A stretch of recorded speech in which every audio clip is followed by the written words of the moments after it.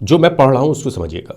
भारत विविधताओं का देश है जिसकी विविध खूबसूरती आप यहां के खान पान से लेकर रहन सहन में आसानी से देख सकते हैं। मैं आप लोगों को फिर एक बात बताना चाहता ये हूं कि आप लोगों की आवाज मुझसे कहीं ज्यादा बेहतर है।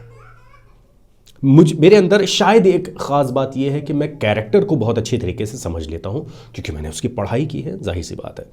अब यहां आगे बढ़ते हैं। भारत के विषय में एक बात कही जाती है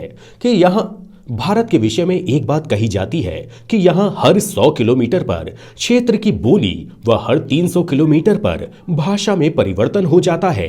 यानी ये एक गर्व का विषय है कि हमारा जन्म एक ऐसे देश में हुआ जो भाषाई खजाने के मामले में विश्व के बाकी देशों से कहीं ज्यादा आगे है।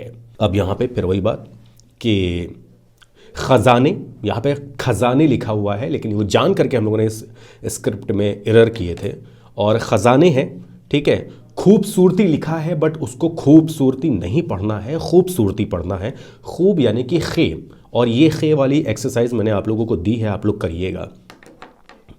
फिर उसके बाद लोक कला संस्कृति, पारिवारिक भोजन, नृत्य संगीत के मामले में भी भारत विश्व में एक अलग स्थान रखता है। अब यहां पे पंच वर्ड्स आपको बनाने हैं, जैसे कि लोक कला संस्कृति, सेकंड पारंपरिक भोजन, ठीक है, तीसरा नृत्य संगीत के मामले में भी भारत विश्व में एक अलग स्थान रखता है। एक अलग स्थान रखता है को हम लोगों को थोड़ा सा स्पेसिफिक बनाना है, तो वैसा करिएगा।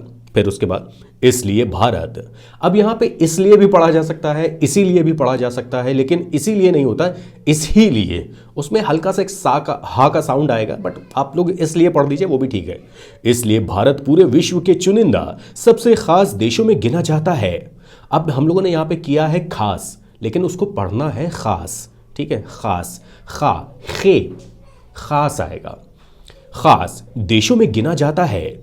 आज इस खास लेख में हम भारत की उन विविधताओं की बात करेंगे जिनकी वजह से भारत देश को अतुलनीय भारत का दर्जा प्राप्त है।